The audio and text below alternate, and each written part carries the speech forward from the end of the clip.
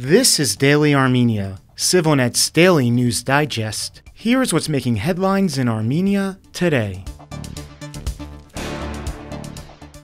Former Armenian President Robert Kocharyan has launched two separate defamation suits, one against Prime Minister Nikol Pashinyan and another against Parliament Speaker Alen Simonyan. According to reporting from Radio Azaduchun, Kocharyan is demanding public apologies and financial compensation for what he calls false and damaging statements. He's seeking approximately $15,000 from Prime Minister Pashinyan over a recent comment made during a cabinet meeting. Pashinyan claimed that a court had officially labeled Kocharyan a bribe taker, something Kocharyan says is completely untrue. To date, no Armenian court has convicted him of bribery, though he has faced multiple legal cases since the 2018 Velvet Revolution. As for Simonyan, he had responded sharply to a May 19th interview in which Kocharyan had accused Armenia's current leadership of deep corruption, even calling Pashinyan possibly the richest man in the country. In response, Simonyan suggested Kocharyan see a doctor and sarcastically questioned the origins of his wealth, mentioning hundreds of millions of dollars and hinting at shady sources. Kocharyan is asking for another $15,000 from Simonyan for defamation and an extra $7,700 for insult. As of now, no court dates have been set for either case.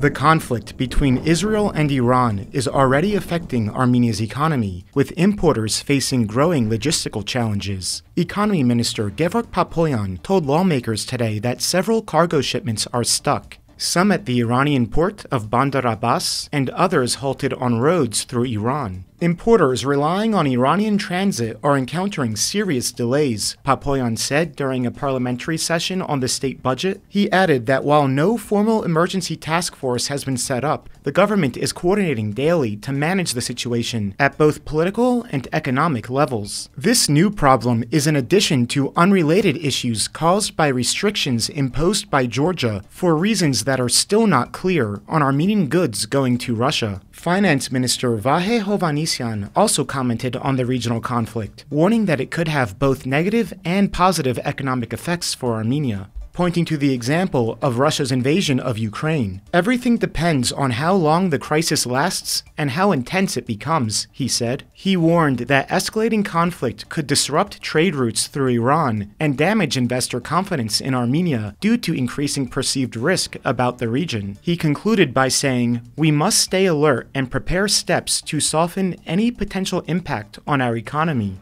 Iran's President Masoud Pezeshkian reiterated today that Tehran does not intend to develop nuclear weapons, but will pursue its right to nuclear energy and research. He emphasized the need for internal unity, saying, "We are not aggressors. Today, more than ever, we need unity and cohesion." The latest conflict began early Friday when Israel launched a surprise series of airstrikes targeting Iran's nuclear and military sites. These strikes killed high-ranking Iranian military commanders and nuclear scientists, prompting Iran to launch retaliatory missile barrages at Israel later that day.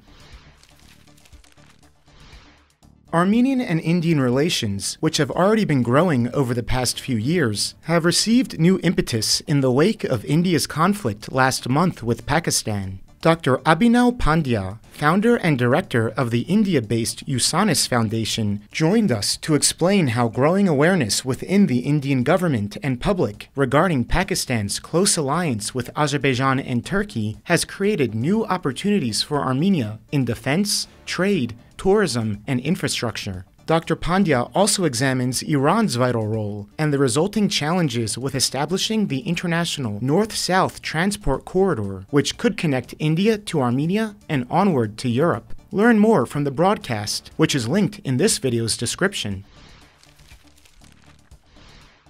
And finally, the CivilNet number of the day is 33.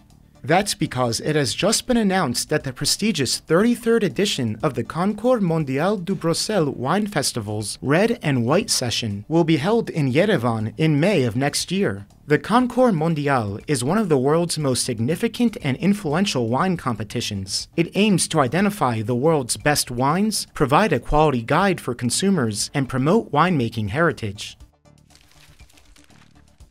And as always, Please follow CivilNet for the latest news and independent reporting from our contributors on the ground here in Armenia.